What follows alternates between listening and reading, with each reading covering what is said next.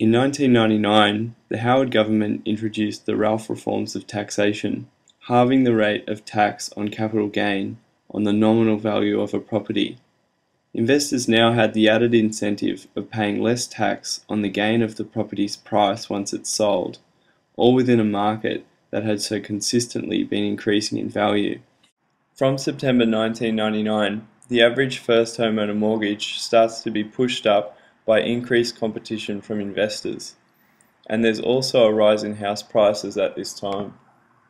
It becomes more obvious when the upcoming first homeowner grant is announced. The percentage of first home buyers drops 5%, but competition from investors means the average first homeowner mortgage doesn't drop. And it's here in July 2000 that the Howard government introduced the $7,000 first homeowners grant. It jumps quite dramatically, 10% in this time, and the way I interpret this is the decreasing percentage of first home buyers in anticipation for the grant, but also a lot of them brought forward their purchases, so there's less of them purchasing here. What's interesting is there's a little spike in the average price of the first homeowner mortgage, but then it drops off. Originally, I wasn't quite sure why first home buyer activity drops off so dramatically here, till I realised it was in September 2000, which of course was the Olympics in Australia. So it seems we're not as obsessed with property as we are with the Olympics. But it wasn't just the first home buyers taking a holiday at this time. Investors contribute strongly to housing demand. From the Treasury website shows you quite obviously that a lot of investors were having a seat at the Olympics and enjoying the games.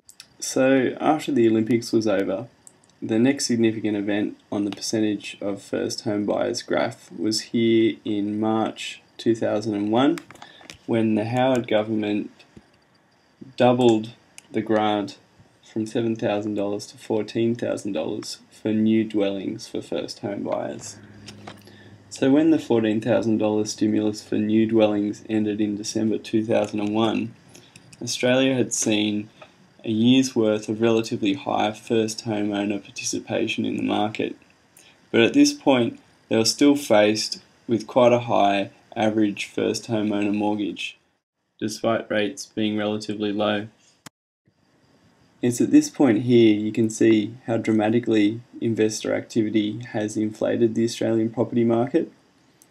The percentage of first home buyers in the market slowly decreases as more and more of them gradually leave the market, but the ones that stay are having to take on an increasingly larger or higher average first homeowner mortgage to compete with the investors. And it's really confirmed here with the Australian House Price Index, as this is where values start to skyrocket. Investors had 10 years of property prices increasing in value. Here now was the opportunity to make more serious money on the capital gain of the property. Residential property has two key contributors to its value, the land and the buildings. The greater proportion of a property that is land, the higher the capital gain. This is because, over time, buildings cost money to maintain and depreciate in value, whereas the land appreciates. And so houses with a higher proportion of land compared to units typically see larger capital gains. And the history of this in Australia shows a significant difference. And so houses increasingly drew attention from investors, and the bidding competition got more serious, going from first home buyers to homeowners.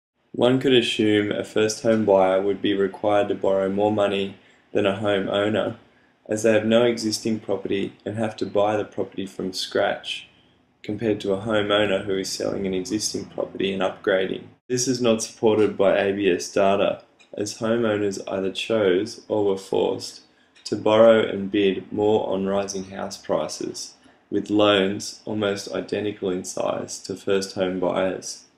In this respect, we're not so different to the housing bubble in the US. It's like a gold rush. You know, when they discover gold, people go out staking their claim. That was the dot-com boom. And Now people, it's remarkable, think they found gold in their own backyard. And all you got to do is buy a house. And so it's a remarkable delusion, I think, that has developed. Just buy a house and you'll be rich. Amazing.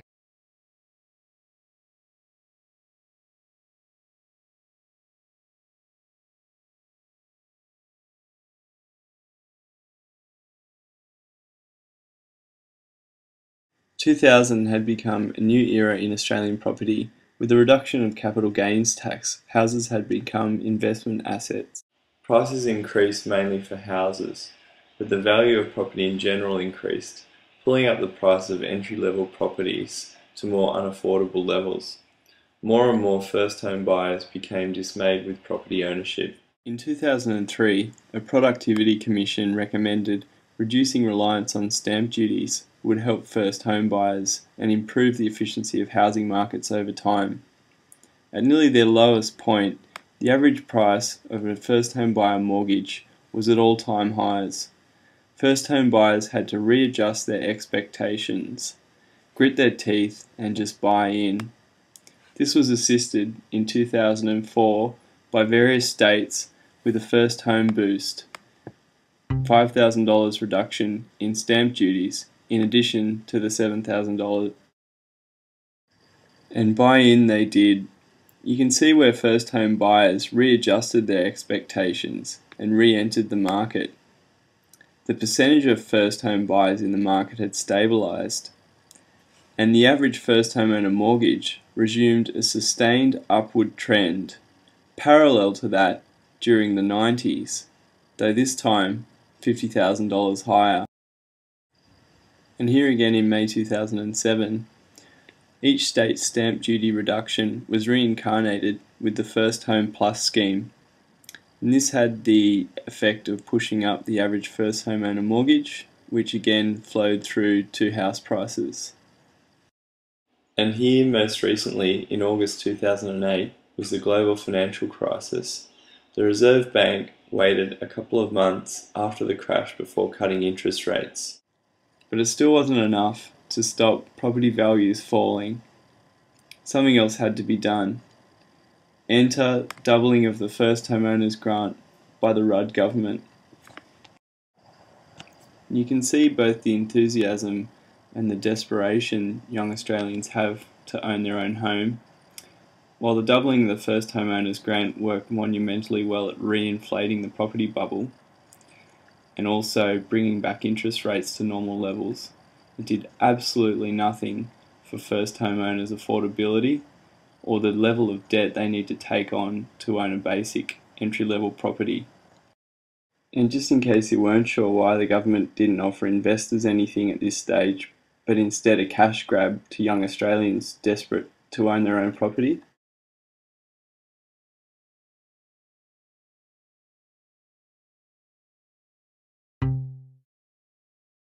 and this is where I'm going to get my rant on about exactly how pathetic successive government policy has been at improving affordability for young Australians.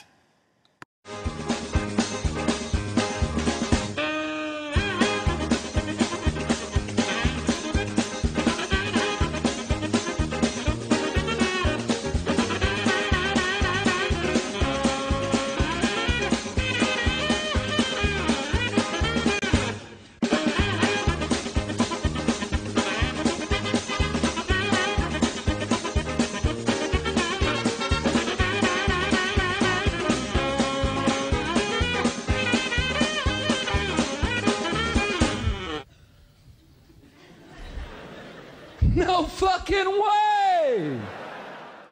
So who are these investors? From what I can see through the internet, 80% of investors are Australian and 20% are foreign investors. Between them, they could own up to 2,300,000 properties. Originally, I thought this number was quite high, but if you think about it, Australia has over 22 million people, and at an average of 2.4 people per property, divide one by the other and you get 9 million properties Australia-wide. And approximately 1/3 of the population is renting, so that works out to be over 7 million people renting. Again, 7 million divided by the average number of people per property, which means it could be up to 3 million rental, that is, investment properties Australia-wide. There are two broad categories of investors that look to build wealth primarily through collecting rent or by rising property prices. They are the long-term and short-term investors. The long-term investor is one that expects capital gain on the property over the long term, not overnight. They are committed to paying down the principal and interest on the property. Thus, they are able to build their wealth, eventually owning the property outright. As it is a long-term commitment, making money off the yield of the property, receiving the rent, is important, helping pay down the larger loan repayments on both the principal and interest. And then there's a short-term investor who purchases property with the expectation of increasing their wealth in the short term. The fastest way to make money in the short term is through capital gains, when property prices are rapidly rising. In effect, placing a bet or speculating on the value of property prices while they are rising. Speculators, as they're also known, are often driven by a fear of missing out on the boom. The boom was phenomenal. You couldn't make any more money as a real estate person or professional involved in this type of industry. You could make a ton of money. And people were coming to you out of the woodwork, and they were wanting to buy homes, they were wanting to sell homes, and there was it was a perfect storm because you had lots and lots of people selling, and money was being made from all different sides. And prices going up and up and up and up. It was just unbelievable to watch houses go on a market for one day and be sold the next day, and sold for more than what they wanted. And of course, bigger returns are achieved by buying bigger properties. It's much cheaper to pay off just the interest on a loan, and interest-only loans suit speculators as they have no intention of actually owning the property, but intend to sell the property when their capital gains are at a maximum. So how many short-term and long-term investors do we have in Australia? Figures from the Australian Prudential Regulatory Authority and RBA show about half the investors in Australia are speculators. That could mean about half of all investment properties, up to 1.5 million properties Australia-wide, which have interest-only loans. So that's around 10% of properties in Australia, which would mostly be negatively geared, normally loss-making investments, which have to date been offset by the capital gain provided by Australia's exceptional rise in property prices. In 2011, the property market is trending flat without capital gain, meaning up to 1.5 million properties just become loss-making investments, particularly for those who got in later and paid higher prices from the mid-2000s. The evidence we have of these speculators is empty properties. Earthsharing read the water meters of properties in Melbourne to estimate a staggering 44,000 vacant dwellings, based on an average daily water use well below that of taking a shower. If you're like me and renting, or even if you're paying off a mortgage, you may be astounded at how someone can afford to keep a property empty.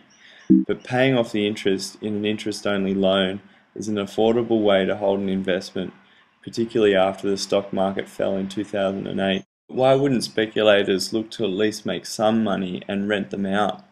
Rental yields are low, and considering the hassle of dealing with real estate and tenants, it's often not worth it.